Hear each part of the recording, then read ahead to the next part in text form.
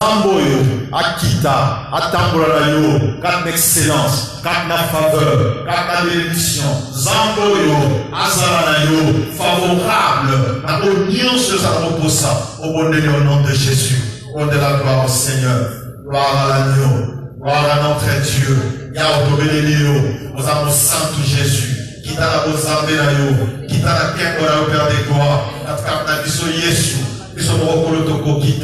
Maintenant la pose à Jésus que yo sala pakaba kokamwa pakaba minene na mabota na biso na ma famille na biso et que Yahweh te comprendre que nous sommes ensemble pour la moment le Dieu d'Abraham, le Dieu d'Isaac et que ton esprit Jésus puisse nous diriger, le Saint-Esprit, l'esprit de vérité, l'esprit de la sanctification, l'esprit de l'éternel, à son contrôle. Il y a un moyen de se pour nous ensemble, la combo de Jésus-Christ.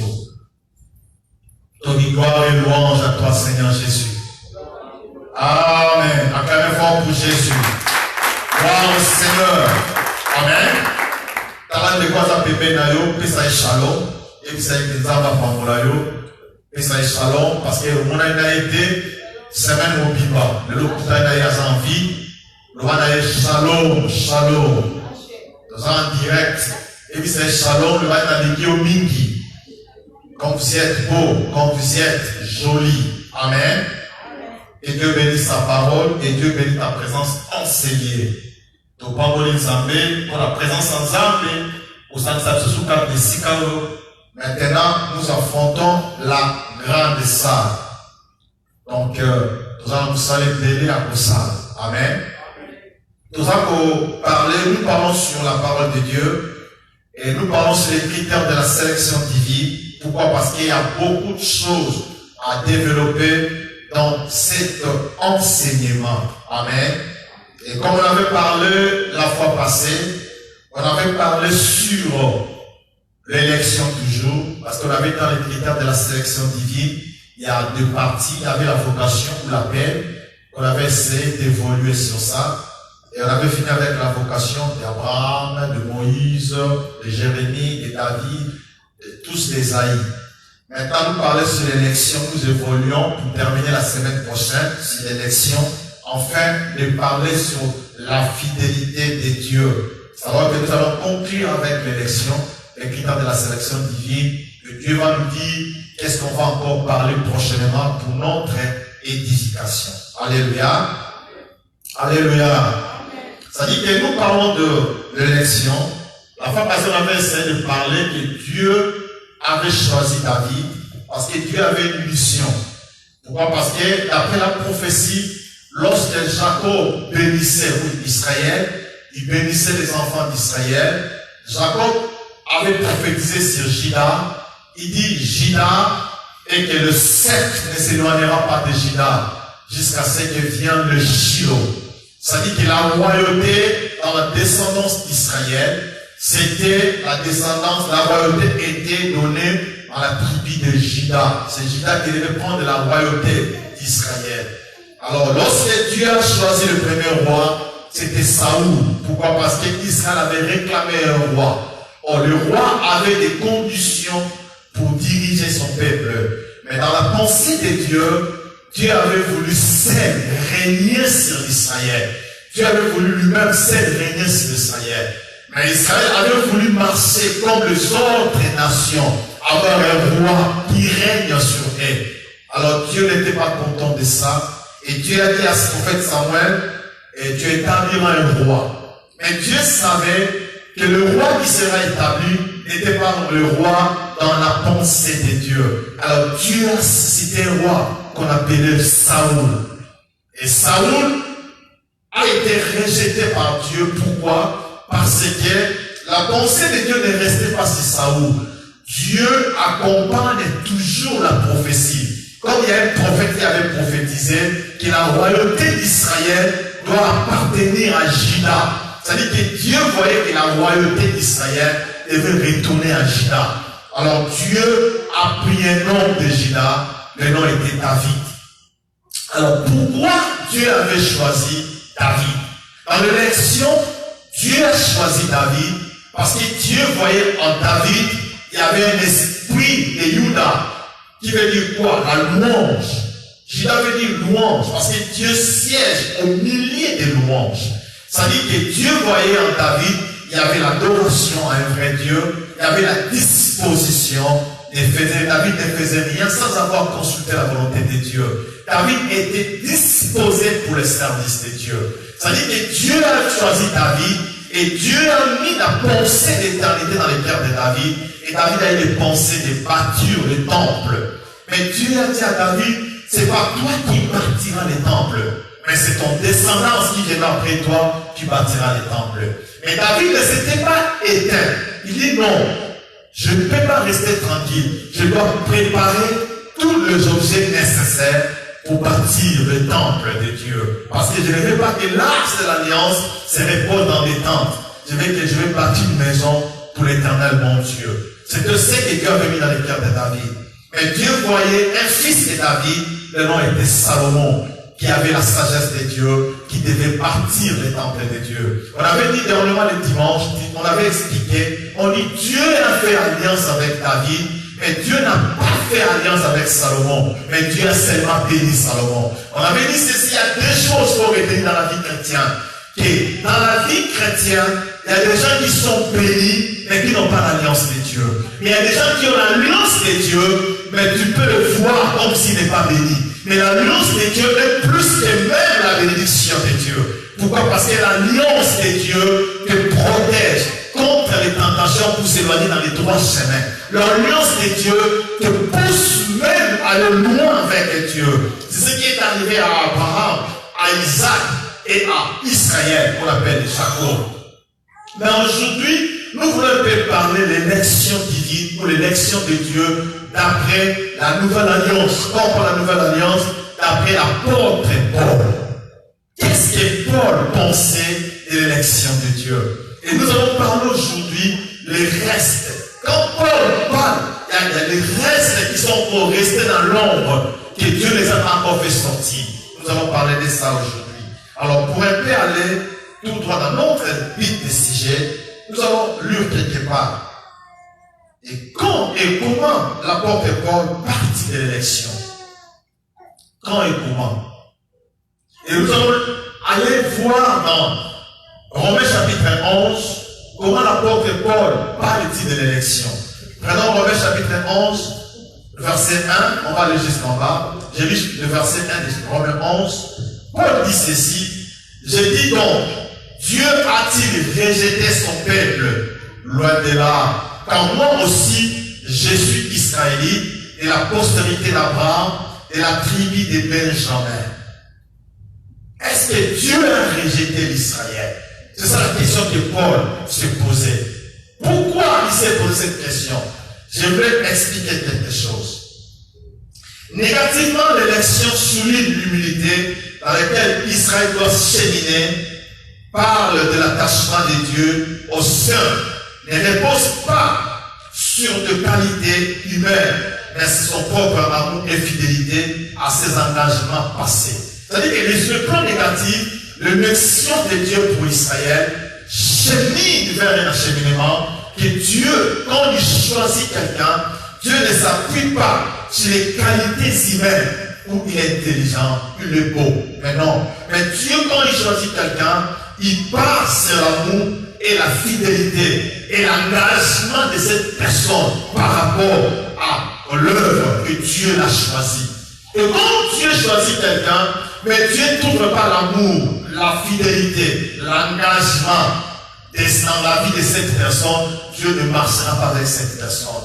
Mais qu'est-ce qui arrive? D'une façon, le point de départ de la notion d'élection chez Paul se trouve dans l'Ancien Testament. Et ce qui dit au choix divin qui repose sur le peuple de Yahweh, le peuple d'Israël. L'emploi paulinaire des termes est libre. En grec, on dit eklogomeia.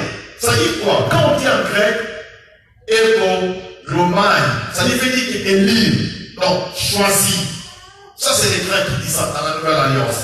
Mais quand on dit élu, c'est eklékod. Ça veut dire qu'il est élu. Donc, Dieu l'a choisi. Mais qu'est-ce qui vient après? vient directement dans l'écriture de Dieu, choisit Israël, et en fait son peuple, ses élus. Alors, je voulais expliquer dans l'ancienne alliance d'après Paul. Paul a voulu expliquer quelque chose de très important. Je prends l'histoire d'un homme dans la Bible. Très important cet homme-là. Le nom de cet homme était Joseph. Jacob a eu 13 enfants. Donc Dinan, parce qu'on ne peut pas écrire Dinan. Mais en Israël, on ne comptait pas sur les femmes. Jacob a eu 13 enfants. Les 12 fils de Jacob, c'était Ribin, Siméon, Lévi, ainsi de suite. Mais dans le 13, les 12 enfants de Jacob, la Bible déclare que Jacob aimait un de ses fils. Le nom était qui? Le nom était Joseph. Pourquoi? Parce qu'il a eu dans sa vieillesse. Pourquoi? Parce qu'il était le fils aîné de sa première amour, Rachel. Et Jacob aimait Joseph, et Jacob s'est investi dans la vie de Joseph. Donc, il faisait même des tuniques à plusieurs couleurs à Joseph pour témoigner les degrés de maturité que Joseph avait atteint. Et lorsque Joseph arriva à l'âge de 17 ans, et Dieu a commencé à visiter la vie de Joseph. Suivez-moi très bien. Et la Bible déclare qu'il commença à faire des songes. Et j'avais expliqué ici, j'ai dit, il y a des enfants et il y a des fils. Lorsque la personne est encore enfant, il ne peut pas toucher de la faveur du père. Mais lorsqu'il devient un fils, ça veut dire qu'il a la facilité de tenir la faveur du père. Alors, quand il avait encore 17 ans, Joseph était encore un enfant. Quand même, on avait donné les titres de plusieurs couleurs. Mais Dieu quand même a commencé à visiter Joseph. Dieu visitait Joseph par les 2 songes. Et Joseph n'avait pas l'interprétation ou le discernement des songes. En ce temps, il était encore un enfant. Mais suivez le même Joseph. Et la Bible déclare, à cause d'un Élie, que même la sécheresse est entrée dans la maison d'Israël. Et lorsqu'ils ont pris Joseph, ils l'ont vendu chez les Égyptiens, chez les Ismaélites. Les Ismaélites l'ont vendu chez les Égyptiens. Et la Bible déclare, au moment où ils ont déplacé Joseph dans la maison de Jacob, Dieu a permis même que la sécheresse entre dans la maison d'Israël. Alors, si on peut comprendre ce genre de choses, comment ce Dieu fonctionne. Donc, dans les fils de Jacob ou Israël, il y avait un seul fils qui gardait l'alliance de Dieu pour couvrir toute cette famille de Jacob. Et lorsque le fils-là était sorti seulement dans cette famille, et la grâce de Dieu a été partie avec Joseph. Suivez-moi très bien. Et quand Joseph est parti, Dieu commençait maintenant à manifester sa faveur à l'égard de l'Égypte à cause d'un Élie qui était venu en Égypte comme esclave. Lorsque Élie habite dans un millier, la faveur de Dieu accompagne même cet Élie dans cette famille, dans cette nation.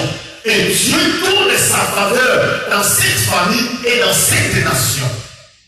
Et la Bible déclare, Dieu comme il visita Cyrus, le païen, pour parler à Israël, pour sauver l'Israël, Dieu a visité Pharaon par des songes. Et qu'est-ce que Dieu parlait? Dieu dit à Pharaon dans le songe, il y avait 2 songes, les 7 veaux gras et les 7 veaux maigres. Mais quand Joseph était encore un enfant, il n'avait pas le discernement des esprits, le discernement des songes. Mais lorsque Joseph devait maintenant un fils, un esclave, ça veut dire qu'il y a eu le discernement des songes. J'avais expliqué un enfant, quand il est enfant, il n'obtient pas encore la faveur du père. Mais quand il devient un fils, ça veut dire que la faveur du père se révèle facilement en lui. Lorsque Joseph était encore enfant à l'âge de 17 ans, il lit les songes, mais il n'avait pas de discernement. Mais lorsqu'il est devenu fils à l'âge de 30 ans, ça veut dire qu'il est devenu fils. Il prend maintenant le discernement de l'esprit, le discernement des songes. Et le même Joseph qui était enfant sur Jacob, lorsque Pharaon rêva, et on cherchait tout le monde pour interpréter le songe. Mais comme Élie était en prison, on devait le faire sortir de la prison pour interpréter les songes de Pharaon. Bien aimé, si tu es toujours enfant, tu ne peux pas bénéficier de la faveur du Père. Il faut que tu deviennes un fils avec la maturité, avec l'amour, avec l'engagement, avec la fidélité face à Dieu. Et la Bible dit que comme j'étais en prison, et partout où Joseph était, tout ce qui touchait, il prospérait. Pourquoi? Parce que dans sa main, il avait la grâce, la faveur divine. Et on ne combat pas les élus. Tu peux même chasser ta bénédiction dans ta famille. Tu peux même sortir ta bénédiction dans ta famille, comme les enfants de Jacob ont fait. Et la Bible déclare ceci: on est allé prendre un élu en prison, son nom était Joseph, qui est le père figuratif de Christ. On est allé lui prendre en prison. Quand on le menait devant Pharaon, on devait le changer les habits. Il ne pouvait pas apporter avant de cheveux. Il ne pouvait pas se présenter avec les habits d'un prisonnier. Lorsqu'un enfant sort dans l'enfance, il devient un fils. Il doit changer les habits. Qui est quoi? Qui est le caractère du passé de l'enfant. Parce qu'il devient responsable et mature. Et ce qui retient les gens aujourd'hui, enfants, quand ils sont âgés, ils sont grands. Pourquoi? Parce qu'ils ont toujours les œuvres du passé. Ils s'engagent, ils marchent comme il était dans le passé. Rien n'est changé dans sa vie. Donc on prit Joseph en prison, on lui changeait les habits. On lava Joseph, il faut une histoire. On le sanctifiait, on le purifiait. Quand même que la grâce était en lui, il devait être sanctifié et purifié. Quand tu passes le passage d'un enfant à un fils, tu dois quitter toutes les habits. Les habits veulent dire les œuvres du passé. Quand tu étais païen, qu'est-ce que tu faisais? Tu vas te débarrasser de toutes les œuvres du passé. Et porter maintenant les habits d'un fils qui doit te tenir devant un pharaon. Et quand je été purifié, lavé, porté cet habit, il se présenta devant Pharaon. Maintenant, il dit à Pharaon, il dit, voici, j'ai eu ça. Joseph dit non, il reste encore des siens. Et en ce moment-là, le don de discernement est arrivé dans la vie de Joseph. Donc, quand tu es un enfant, tu ne peux pas avoir même le discernement sur ta vie. Et qu'est-ce qui arrive dans ta vie? Pourquoi ta vie est-elle comme ça? Mais quand tu deviendras un fils, tu comprendras même clair la prophétie de ta vie. Qu'est-ce qui te fait de vous aujourd'hui? Parce que tu es encore un enfant. Tu te comportes comme un enfant. Tu pleures toujours. Tu cries toujours. Tu as toujours des problèmes comme un enfant. Mais le jour où tu deviendras un fils, c'est le jour où tu comprendras que c'est le moment du temps de se prendre en charge. Et quand je vais devenir un enfant, qu'est-ce qui est arrivé? Il se présenta devant Pharaon. Mais lorsque je donne l'interprétation à Pharaon, et qu'est-ce qui a touché plus Pharaon? Pharaon dit, est-ce que trouverons-nous un homme de telle ampleur, de telle sagesse? Mais comment tu es l'ennemi de Dieu? Même dans ta vie, il y a ce qu'on appelle les capacités surnaturelles vont se dégager. Il y a l'intelligence, il y a la sagesse. Et tu seras toujours différent partout où tu es. Et comme on avait dit le dimanche passé, et ne pense pas que ta vie sera facile. Pourquoi? Parce que le diable combat toujours un ennemi de Dieu. Tu seras toujours combattu. Tu peux passer dans la prostitution, tu peux passer dans les mauvaises vies. Mais ça, c'est juste les habits d'un enfant. Mais le jour où tu deviendras un fils, il faut te débarrasser de tous ces habits. Alléluia. C'est très important. C'est très très important.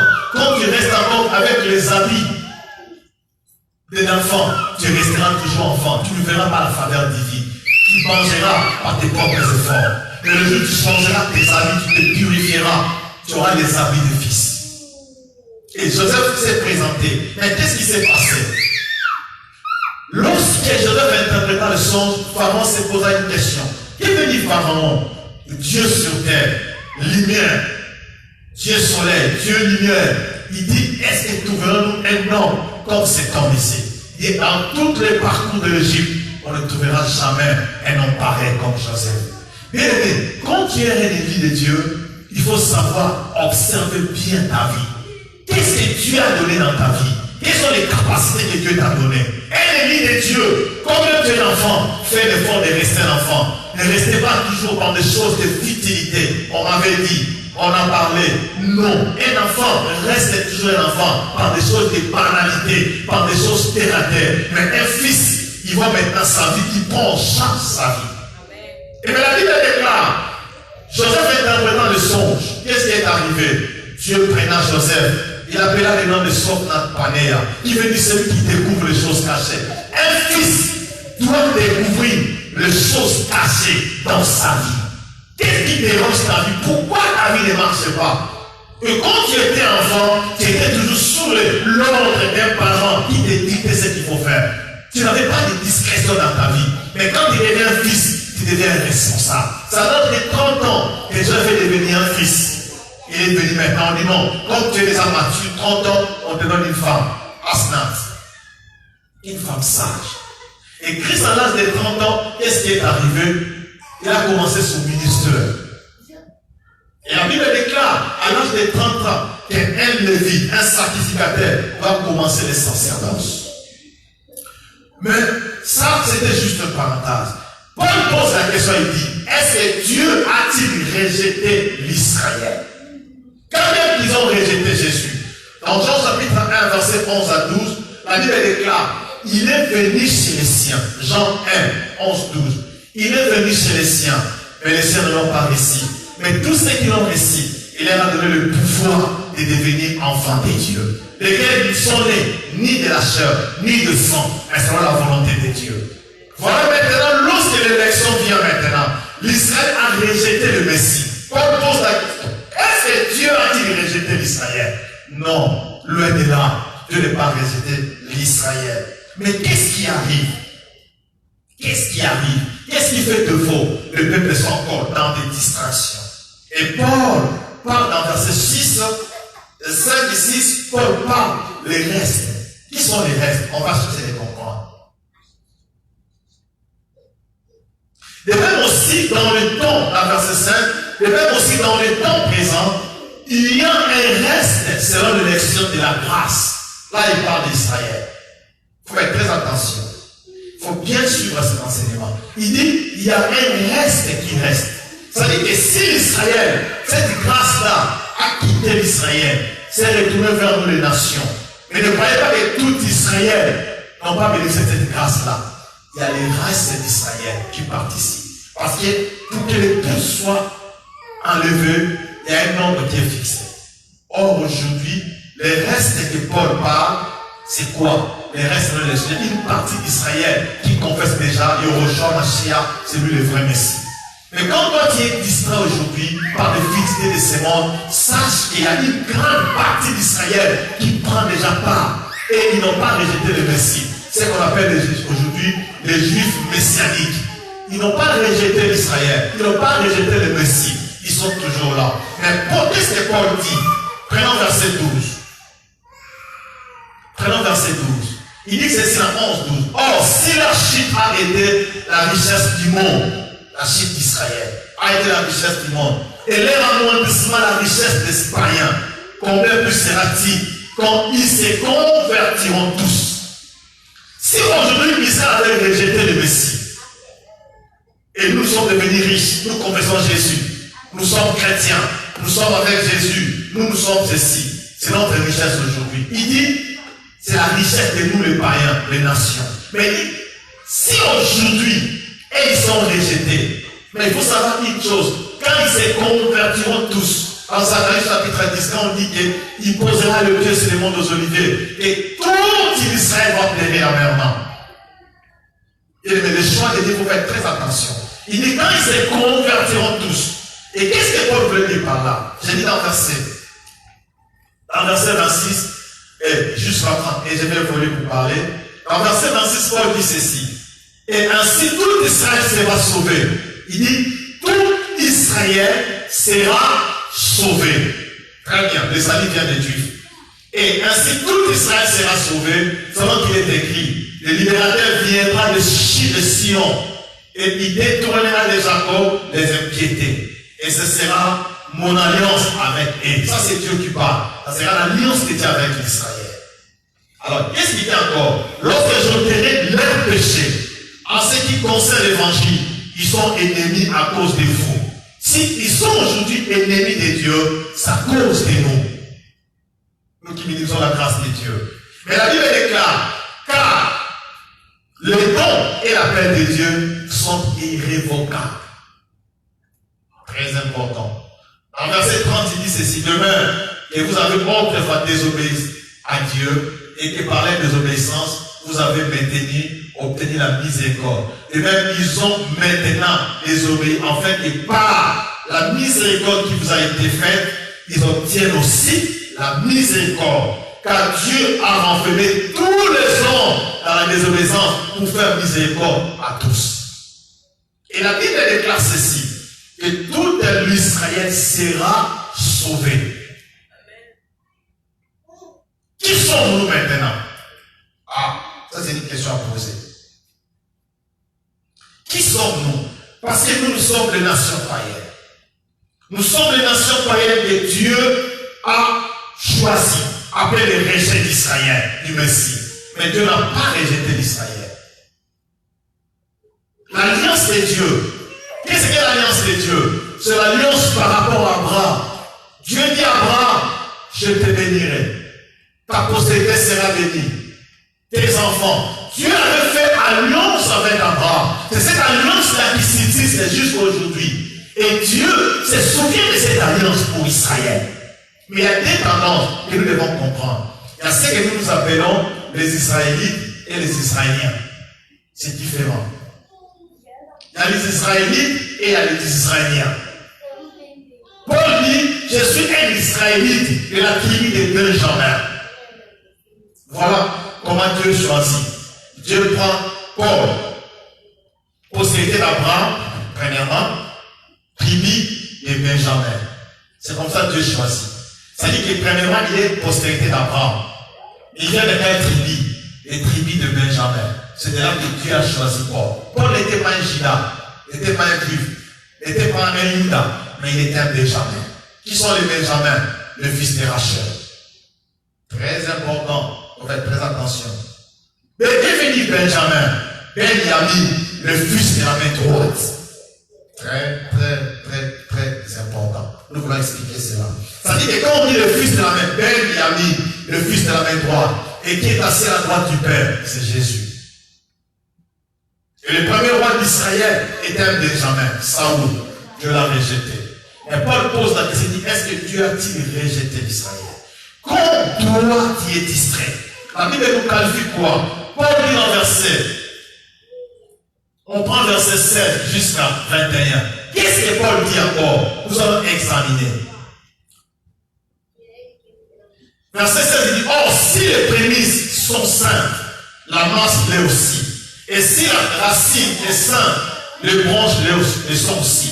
Mais si des racines de branches ont été retranchées, et si toi qui étais un olivier sauvage, Paul nous qualifie nous comme des oliviers sauvages. Et suivez très bien. Il dit que si un olivier sauvage que nous sommes, un olivier sauvage, tu as été greffé à la place, rendu participant à la racine nourricière de l'olivier. Ne te glorifie pas au dépens de ses branches. Si tu te glorifies, sache que ce n'est pas toi qui portes la racine, mais que c'est la racine qui te porte. Tu diras donc, les branches ont été retranchées afin que moi je sois greffé. Il y a des gens qui minimisent la grâce de Dieu. Mais la grâce que Dieu t'a fait de le servir, d'être là où tu es. Sache que toi tu ne mérites pas cette grâce. Ceux qui sont morts aujourd'hui, bien aimés, qu'est-ce que toi tu as laissé ça plus qu'être? Paul nous est qualifié comme les oliviers sauvages. On a été greffés. Ça dit quoi? Attachés. Dieu nous a attachés. Mais ce n'est pas nous les racines. Il y a des racines qui nous portent. Et cette racine qui nous porte, c'est qui? C'est Abraham. Nous sommes des descendants d'Abraham par la foi. Non par l'espèce biologique. C'est la foi qui nous fait un olivier sauvage, greffé, attaché à cette branche qui est Christ. Et Christ dit ceci quoi? Christ dit, si le cerf n'est pas attaché au sarment, il ne portera pas de fruits. Si Dieu t'a fait grâce aujourd'hui d'être à l'église de Dieu, de servir Dieu, de prier Dieu, c'est par la grâce que tu es là. Ce n'est pas que toi tu es spécial. Ce n'est pas que toi tu es extraordinaire. Si tu es en vie aujourd'hui, c'est parce que Dieu t'a fait grâce. Mais sache que le temps est compté. Dieu compte son temps. Il y a un temps où tout l'Israël sera converti. Et lorsque le nombre de Dieu sera accompli, Dieu ne cherchera pas encore les nations.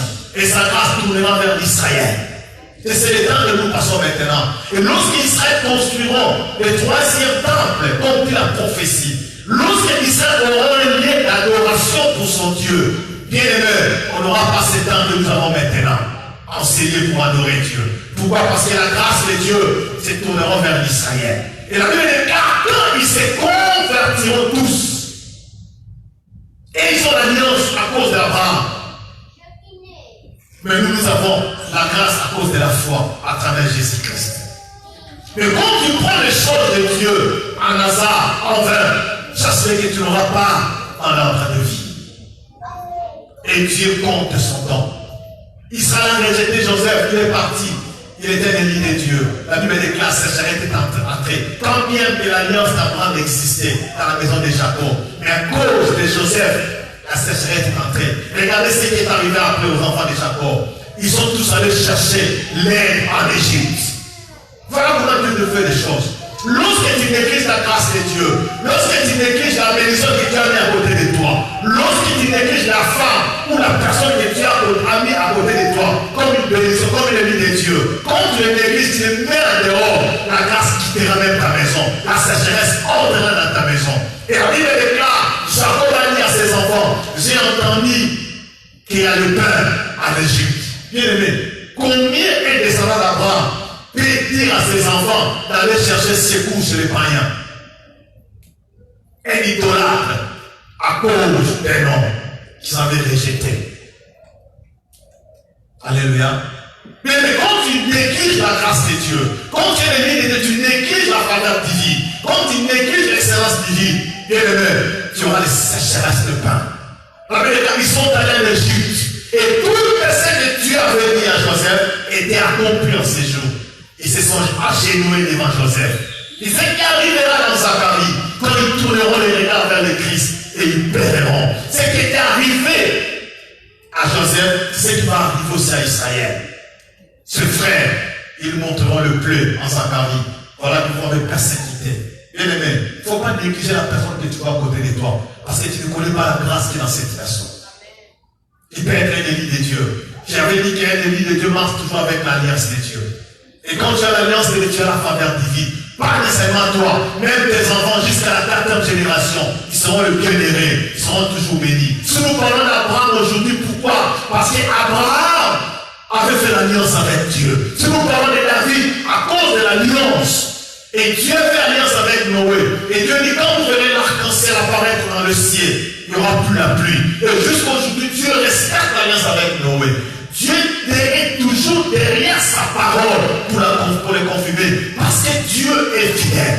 Et Dieu dit aux enfants d'Israël, et toutes les bonnes prophéties que Dieu prononça sur Israël, tout était accompli. Mais quand tu es l'ennemi de Dieu, et toutes les bonnes prophéties que Dieu dit sur toi, ça s'accomplira et ça s'accomplira certainement. Même si tu n'as pas encore des enfants, même si tu n'as pas encore touché le million, mais quand Dieu dit quelque chose dans ta vie, il s'accomplira. Mais ça fait seulement avoir l'amour, la fidélité et l'engagement de Dieu.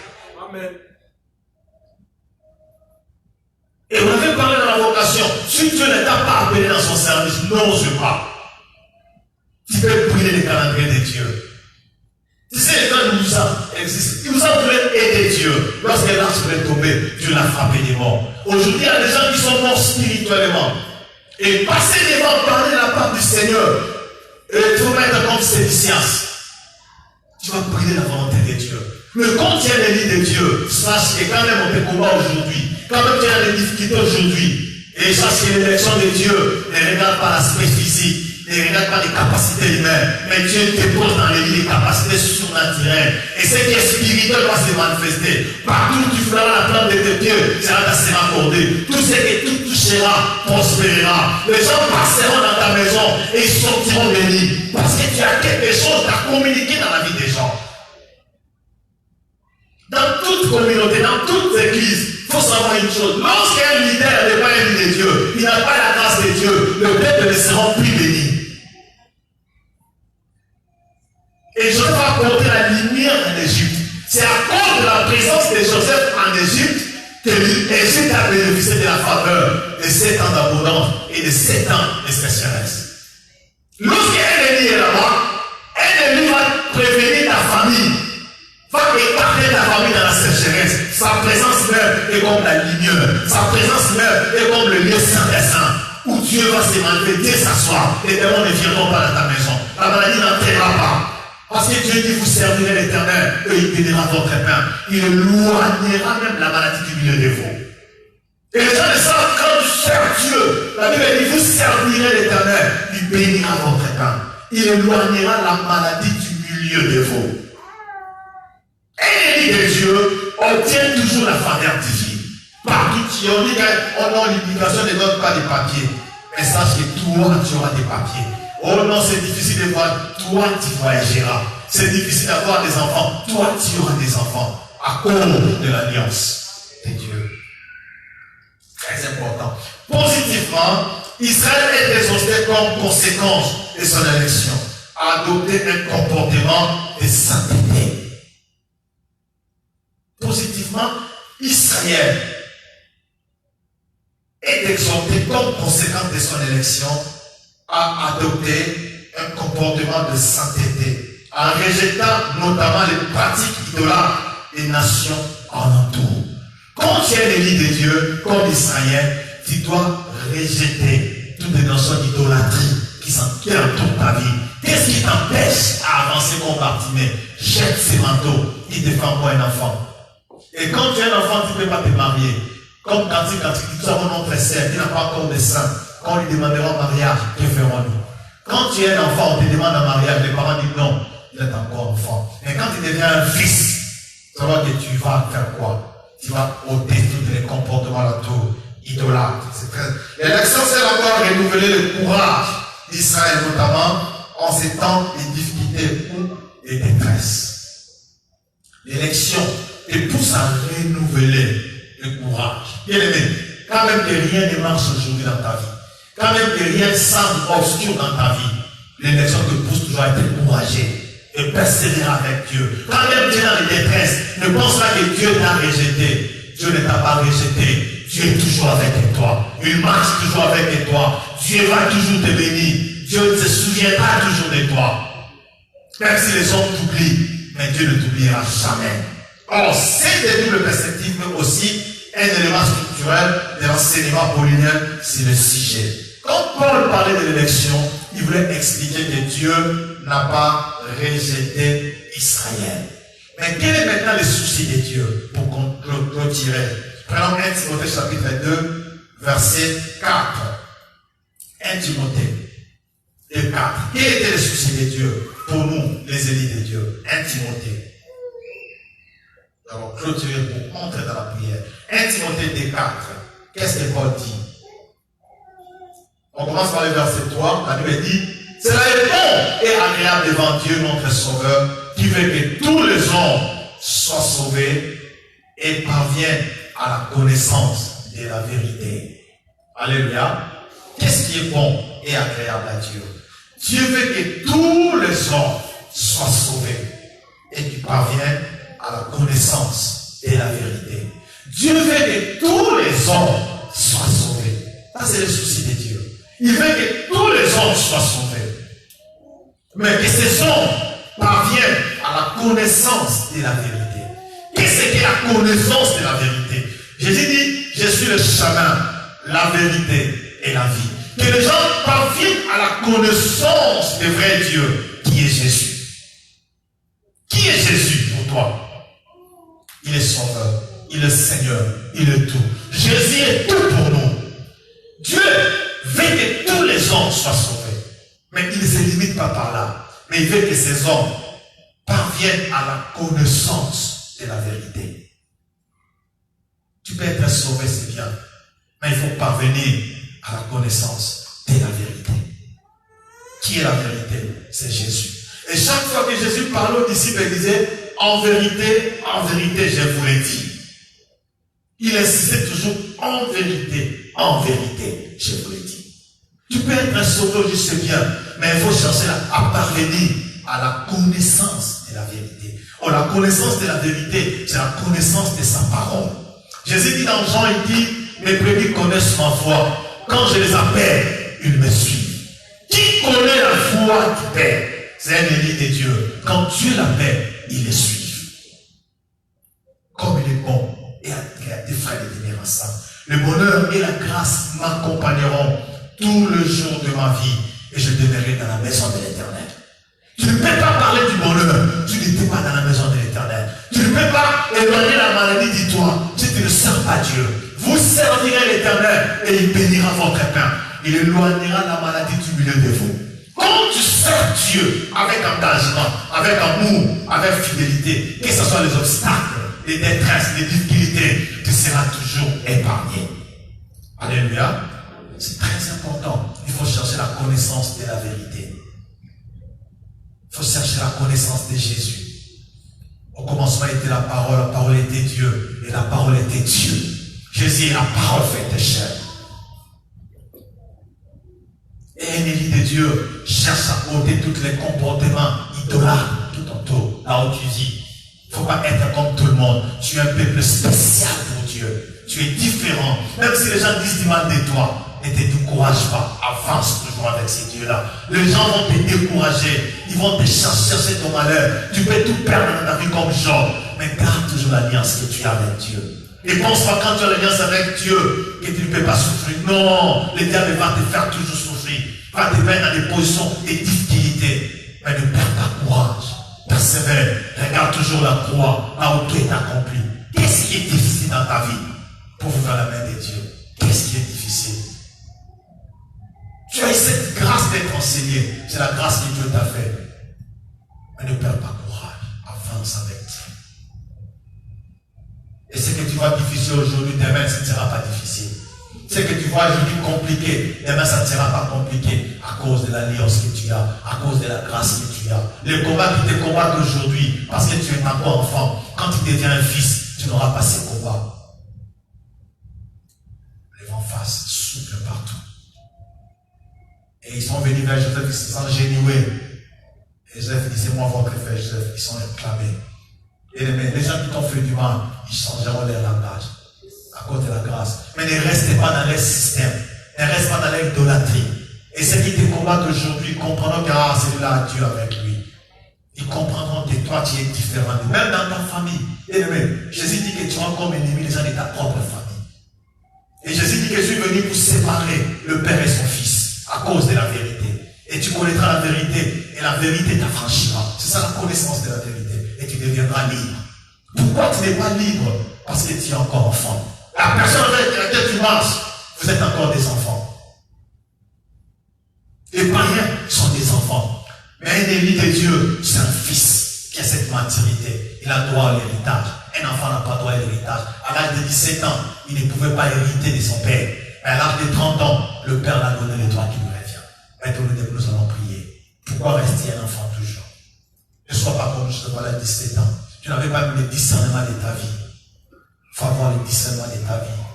Oh bien-aimé, si seulement je peux être toujours un enfant, c'est une malédiction pour ma vie. Tu vas devenir un fils. Maintenant, nous allons prier maintenant. Qu'est-ce qui dérange ma vie à avancer? Et qu'est-ce qui m'empêche d'avancer avec Dieu? Et qu'est-ce qui me bloque de ne pas avancer avec Dieu?